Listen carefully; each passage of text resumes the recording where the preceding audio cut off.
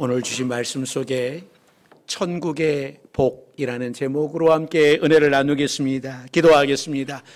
사랑과 은혜가 많으신 하나님, 오늘도 우리에게 은혜의 잔치를 배설하시고 우리를 이렇게 초청하여 주셔서 감사드립니다. 오늘도 주님의 잔치에 참여한 우리 모든 성도들에게 하늘문을 여시사 은혜를 허락하여 주옵소서. 깨닫는 은혜를 허락하여 주시고 또 말씀을 따라 살아가기로 결단할 수 있는 우리 모두가 되게 하여 주옵소서. 또 하나님 앞에 나오며 우리의 무거운 짐들을 가지고 나왔사오니 하나님 치료하여 주옵소서. 회복시켜 주시고 은혜를 베풀어 주셔서 주의 이름으로 승리하게 하옵소서. 예수님의 이름으로 기도드립니다. 아멘. 오늘도 하나님의 잔치에 참여하신 여러분들에게 하나님의 은혜가 함께 하시기를 바랍니다. 그리스의 알렉산더 대왕이 세계를 정복하면서 그리스 문화를 전했습니다. 그러니까 알렉산더가 가는 곳마다 어디나 그리스식 경기장과 또 사람들이 모이는 아고라, 그리스 언어가 전해졌어요. 심지어 로마가 그리스를 정복을 합니다. 그런데 로마는 그리스 문화를 그대로 이어받아요. 그 중에서도 원형극장은 2000년이 지난 지금까지도 유적지로 보존되고 있는 곳이 많은데요. 그 당시 지중해를 둘러싸고 있는 도시들의 원형극장은 모두 지중해를 배경으로 하고 있습니다. 왜냐하면 지중해에서 불어오는 선선한 바람이 무대의 공연자의 목소리를 전달해 주기 때문이었습니다. 원형극장 자체가 음향 설계가 잘 되어 있어서 마이크가 없는 시대에도 이 무대의 목소리가 생생하게 잘 들리기도 했지만 이 갈릴리 바다에서 불어오는 그 신선한 그 바람을 통하여서 이렇게 제가 말을 하게 되면 이 바람이 여러분을 향하여서 불면 제 목소리가 여러분에게 흘러가게 되는 구조로 이렇게 만들었습니다. 예수님께서도 그 당시 이런 효과를 잘 이용을 하셨습니다. 성경에 보면 예수님께서 바닷가에서 말씀을 전하시는 장면이 많이 등장을 하게 되죠. 갈릴리 호수에서 선선하게 불어오는 그 바람을 배경 삼아서 말씀을 전하시면 예수님의 목소리가 많은 사람들에게 들릴 수 있었습니다. 그래서 예수님은 사람이 건축한 원형극장이 아니라 하나님께서 친히 만드신 천연극장에서 말씀을 전하셨습니다. 그런데 갈릴리 호수에는 아침에 선선한 바람이 바다로부터 이렇게 불어오는 것이고 오후가 되면 산에서 바람이 불어내려와요. 제가 이 이야기를 하게 되면 성경을 좀 읽는 분은 아하 이걸 할 수 있어요. 뭐가 아하 되겠습니까? 갈릴리 바다에 광풍이 불죠. 그 바람이 어떤 바람이 되는 거예요? 산에서 그 찬바람이 불어 내려오니까는 갑자기 갈릴리 바다에 풍랑이 일게 되는 그 원인이 여기에 있는 거예요. 그래서 예수님께서 오전에는 이 갈릴리 호숫가에서 말씀을 전하셨고 또 오후가 되면 산 언덕에 앉으셔서 하루 일과를 마친 사람들에게 하나님의 말씀을 전하셨습니다. 자, 오늘 본문을 시작을 하면서 예수님은 산에 올라가 앉으셨다라고 기록을 하고 있습니다. 본문 1절 말씀입니다. 좀 1절을 좀 주의 깊게 보셔서 두 무리가 나와요. 두 무리. 예, 그걸 어떤 물인가 여러분이 좀 생각을 하시면서 읽습니다. 같이 읽습니다. 예수께서 무리를 보시고 산에 올라가 앉으시니 제자들이 나온지라. 그러니까 예수님이 산에 오르셨다라고 하는 말씀은 등산을 하다가 피곤해서 그 자리에서 쉬셨다라고 하는 뜻이 아닙니다. 말씀을 가르치시기 위해서 산 언덕으로 오르신 거예요. 산에서 불어오는 선선한 바람을 배경 삼아서 무리들과 제자들에게 하나님 나라의 복에 대하여서 말씀을 하고 계시는 거예요. 현재도 이스라엘 성지순례를 가면 갈릴리 주변에 팔복 교회가 있다고 합니다. 산 언덕에 자리 잡은 아름다운 교회인데 예수님이 이 자리에서 팔복의 은혜를 선포하셨다 해서 팔복 교회가 있어요.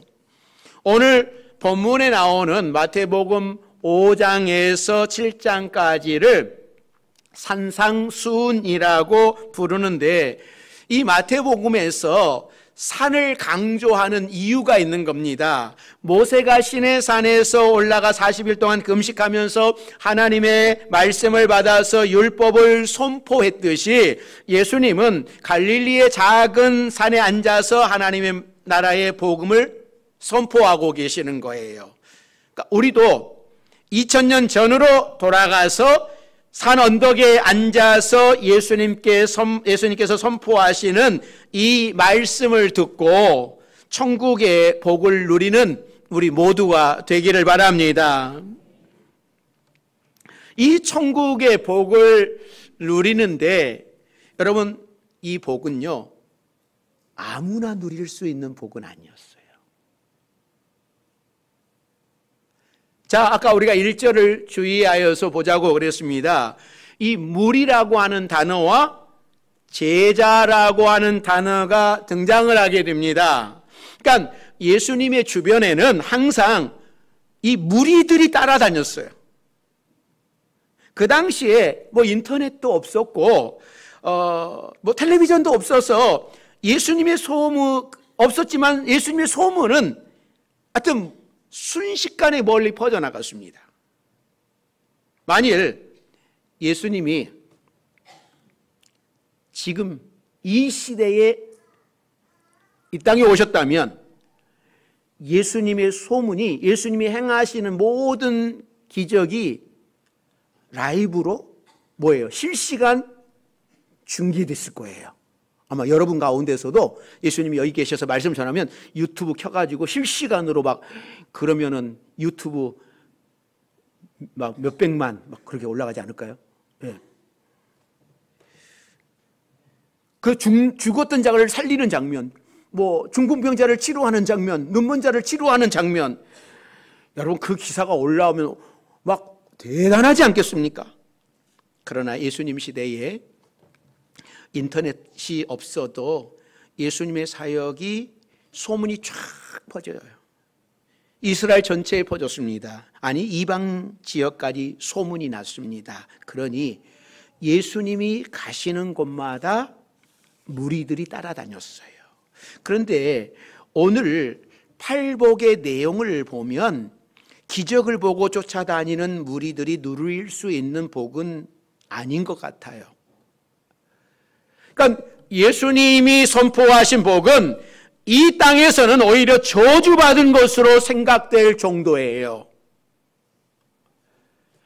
팔복 중에는 특히 4가지, 심령이 가난한 자, 애통하는 자, 의에 줄이고 목마른 자, 의를 위하여 박해를 받는 자, 이들은 세상에서 복받은 사람이라고 생각하기에는 너무나 무리한 거예요. 우리가 생각하기에는 마음이 부자여야 복이 있는 것이고 복받은 자들은 애통하며 울 일이 없습니다. 또 복받았으면 더 이상 의에 줄이고 목마를 필요가 없고 또 의를 위하여 박해를 받는다라고 하는 것은 엄청난 소용돌이 속에, 고난의 소용돌이 속에 있다라는 말입니다. 그런데 예수님은 이런 자들이 복이 있다라고 선포를 해요. 이런 말씀을 모든 무리들이 다 이해하고 받아들이기에는 무리가 있는 말씀입니다.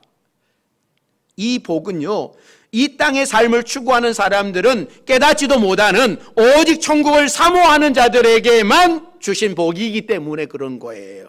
그래서 예수님께서는 특히 제자들에게 이 말씀을 주고 계시는 겁니다. 이 제자들이란 12제자를 포함해서 예수님을 사모하고 예수님의 말씀대로 살아보려고 노력하는 자들입니다. 사랑하는 성도 여러분, 저는 우리 성도들이 팔복의 모든 말씀 모두를 받을 수 있는 제자이기를 기도합니다.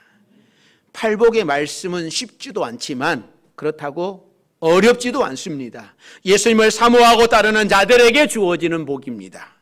그저 한순간 감동받고 끝나는 말씀이 아니지만 천국을 사모하며 주님의 뜻대로 살겠다고 결단하고 따르는 제자들에게 주시는 말씀이었어요. 우리 모든 성도들이 천국 백성이 누리는 참된 복을 깨닫고 그 복을 받을 만한 그릇이 되셔서 천국의 복을 누리며 사는 여러분들이 되시기를 주의 이름으로 축원합니다.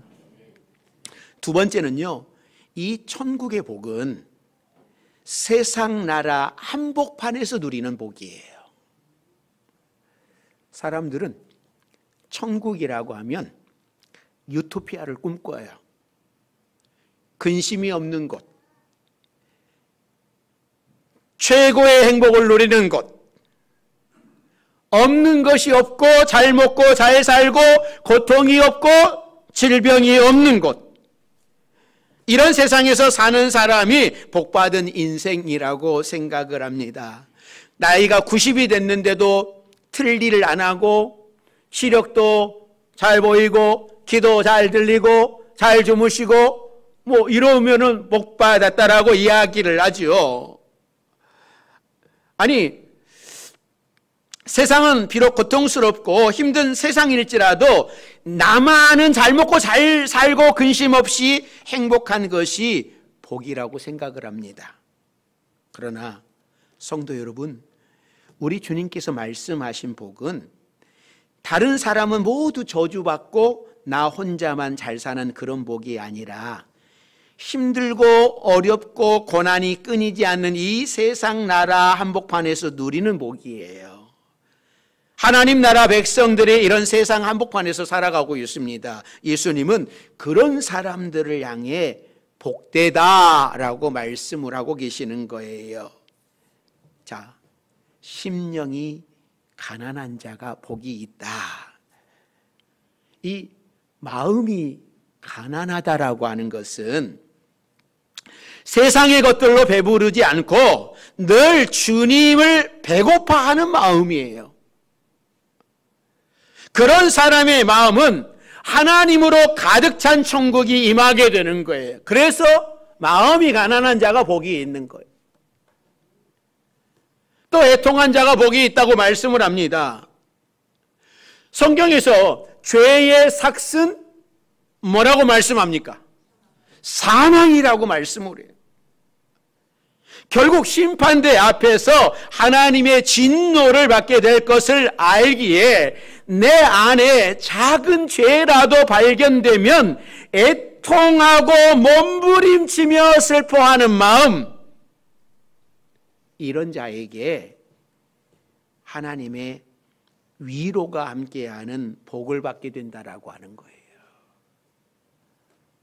또 온유한 자가 복이 있다고 말씀을 합니다. 이 온유한 성품은요, 타고난 성품이 아니에요. 광야의 고통과 십자가의 고통으로 다듬어진 성품. 예수님이 바로 그런 분이셨어요.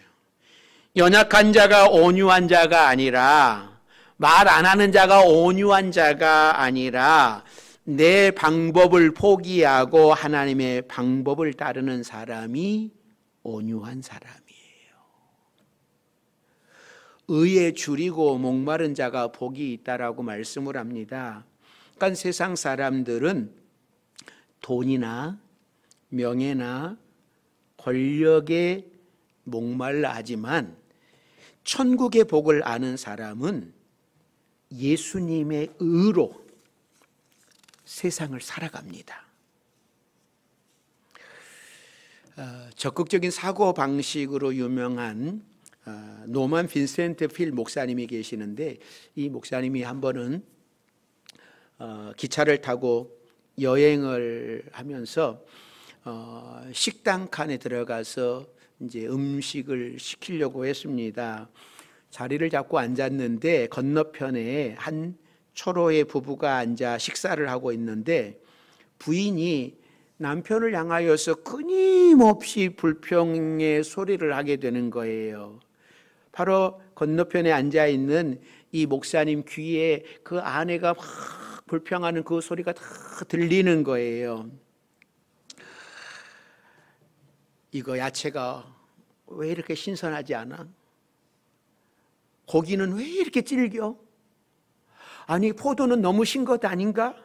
이 열차의 온도는 너무나 맞지 않는다. 날씨도 안 좋고, 여보, 우리 괜히 여행 온 거 아니야? 부인은 끊임없이 그 입술을 통하여서 불평, 불만을 다 쏟아내고 있었어요.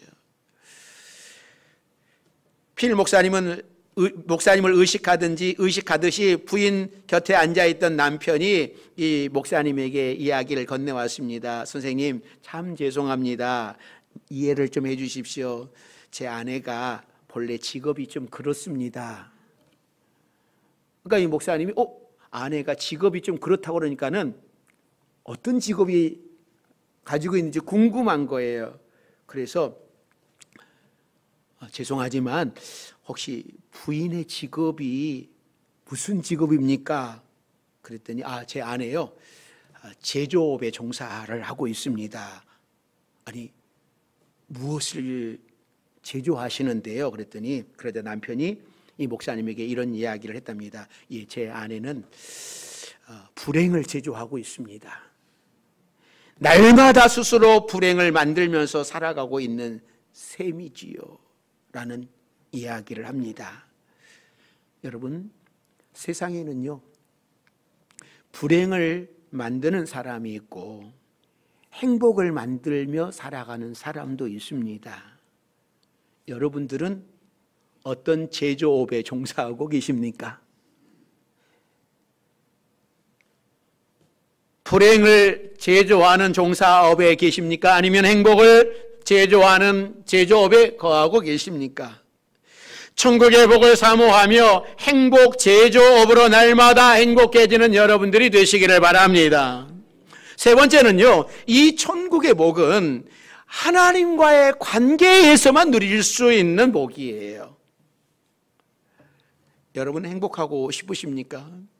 그렇다면 먼저 하나님과의 올바른 관계를 가지십시오. 그런 사람이 천국의 복을 누릴 수 있는 겁니다. 이 환희 제인 크로스비가 9,000편의 찬송시를 쓴 평신도로서 여성으로 생후 6주 만에 시각장애인이 돼요. 6주 만에. 그래서 할머니에게 어렸을 때부터 성경을 배웁니다. 그리고 15살이 되었을 때에 맹인학교에 입학을 하였고 94세의 일기로 생을 마쳤습니다. 94세의 생을 마친 이 크로스비가 이런 이야기를 합니다. 나는 세상에서 가장 행복한 사람입니다 라는 이야기를 해요. 여러분, 앞이 안 보여도 하나님 안에 있으니 행복을 누리며 장수했습니다. 하나님과 함께하는 사람은 천국의 복을 누리면서 살아가는 거예요. 우리 성도들이 크로스비처럼 나는 세상에서 가장 행복한 사람이라고 고백할 수 있기를 바랍니다. 남편을 바라보면서 내가 왜 저런 남편을 만났는가? 아내를 바라보면서 내가 왜 저런 아내를 만났는가? 자식들을 보면서 왜 나에게 저런 자식들이 낳는가? 왜 나는 저런 부모를 만났는가? 여러분, 원망하지 마시고 불평하지 마시고, 나는 저 남편을 만나서, 내가 저 아내를 만나서, 내가 저 부모님을 만나서, 저 자녀들을 만나서 내가 기도할 수 있게 되었고, 내가 더욱더 신앙을, 하나님을 의지하게 되었고, 믿음의 사람이 되었다라고, 그래서 나는 참 행복하다, 나는 감사하다라고 고백하며 살아가는 저와 여러분들이 되시기를 주의 이름으로 축원합니다. 하나님이 함께 하시기 때문에 그런 것이죠. 그러므로 하나님 말씀을 가까이 하고 하나님과 깊이 대화하며 기도하십시오. 하나님과 올바른 관계에 있어야지만 참된 복의 의미를 깨달을 수 있습니다. 그리고 하나님의 눈으로 모든 것들을 바라보게 되는 거예요. 하나님의 시선으로 바라보니까, 하나님의 마음으로 바라보니까 감사할 수 있는 겁니다. 그러나 하나님의 마음으로, 하나님의 시선이 아닌 내 인간적인 눈으로 바라보고 들으면 원망밖에 나올 수가 없는 거예요. 그래서 성도는 하나님과 날마다 올바른 관계, 하나님이랑 친밀한 관계를 맺으면서 살아가야 됩니다. 하나님을 신뢰하고 의지하는 인생이 복을 누리게 되는 거예요. 행복은 하나님께서 우리에게 주시는 선물입니다. 하나님을 떠나서는 모든 것을 충족한다 해도 행복이 깃들을 수가 없는 거예요. 그것은 하나님이 주신 것이 아니기 때문입니다. 하나님이 주시지 않는 것을 가지고 내가 살아갈 때 절대 그 사람 행복할 사람이 아니에요. 여호와를 의지하는 인생은 언제나 하나님께 은혜를 공급받기 때문에 부족함이 없는 거예요. 그래서 시편 기자가 시편 1편에서 그런 고백을 하는 거잖아요. 복 있는 사람은 어떤 사람이라고 말씀을 합니까? 여호와의 율법을 즐거워하는 사람이다. 그러니까 하나님과 친밀한 사람이라는 거예요. 뭐 악인의 꾀를 쫓지 않고 죄인의 길에 서지 않고 이것도 맞지만 여호와의 율법을 즐거워하는 사람, 그 사람은 더위가 와도 가무는 해도 걱정이 없고 결실이 그치지 아니한다라고 말씀을 했어요. 여러분, 사람이 살다 보면 가무는 때가 있어요.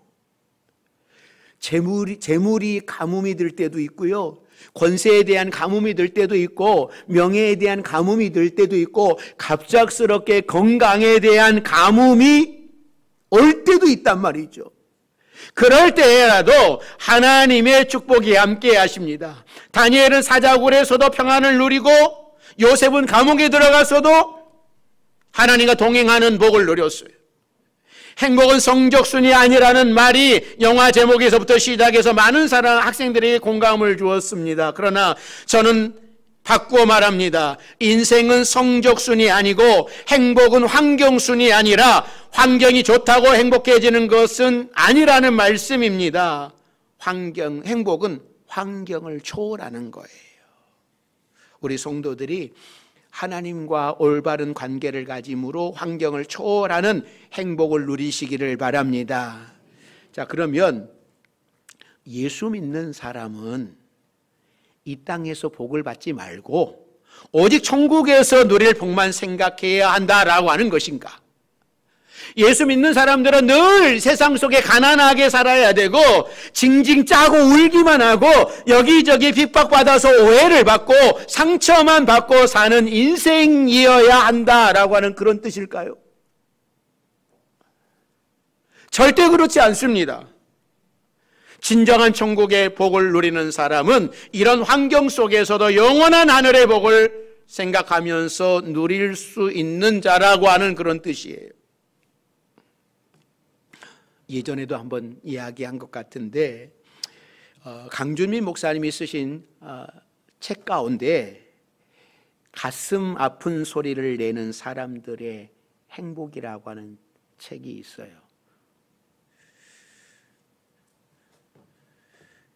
이 팔복을 묵상하면서 그 책의 제목들이 생각이 났습니다. 그래서 다시 그 책을 살펴보았어요.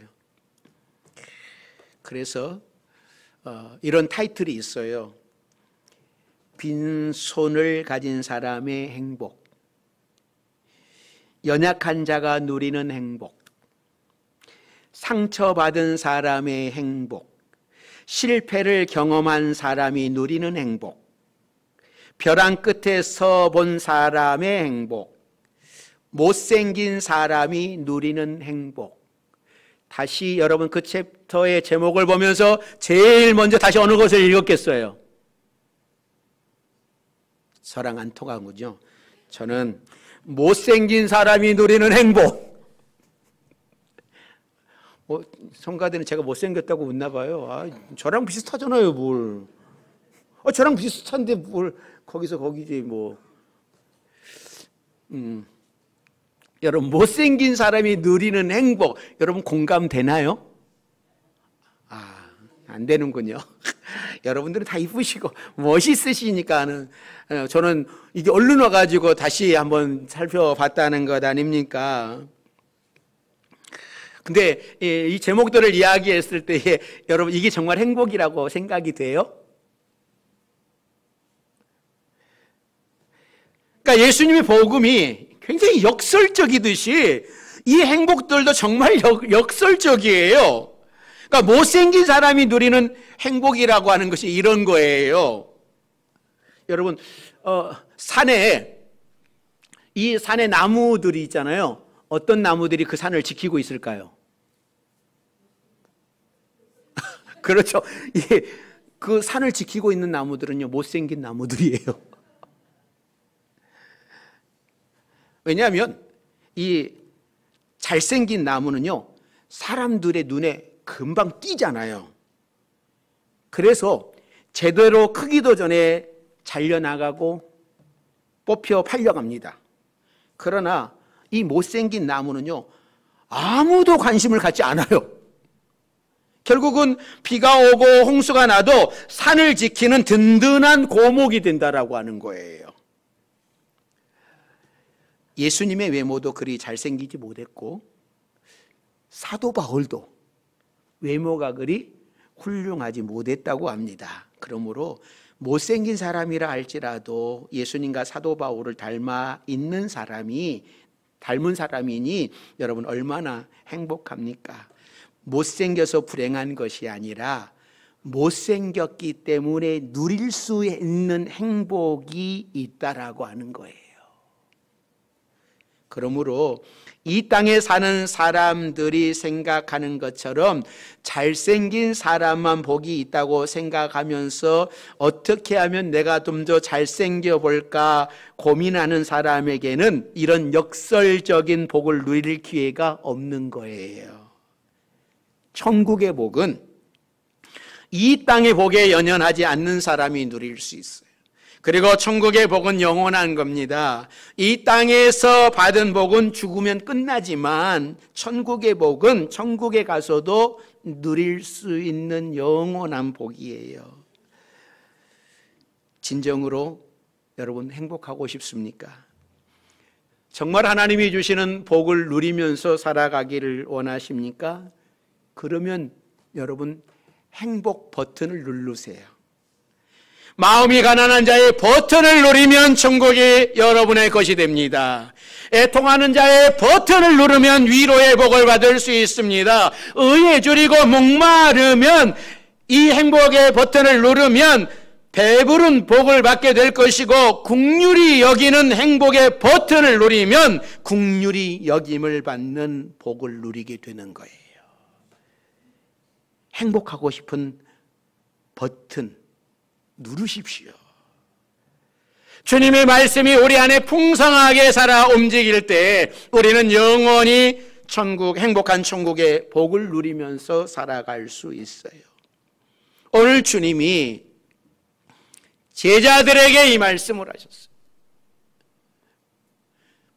그들은 도저히 이 말씀이 들려지지가 않았을 거예요. 오늘 우리 주님께서 마치 산 위에 오르셔서 산의 바람을 등지고 우리에게 오늘 말씀합니다. 심령이 가난한 자는 복이 있나니 천국이 그들의 것입니다. 애통하는 자는 복이 있나니 그들이 위로를 받을 것이다. 온유한 자는 복이 있다라고 주님이 우리에게 팔복을 쫙 말씀을 하시는데, 우리 파주명성교회 여러분들이 오늘 주님이 말씀하신 복이, 천국의 복이 다 여러분 것 되기를 주의 이름으로 축원합니다. 기도하겠습니다. 사랑과 은혜가 많으신 하나님, 우리에게 천국의 복을 허락하신 주님, 이 천국의 복을 우리 파주명성교회 모든 성도들이 다 누리게 하여 주옵소서. 예수님의 이름으로 기도드립니다. 아멘.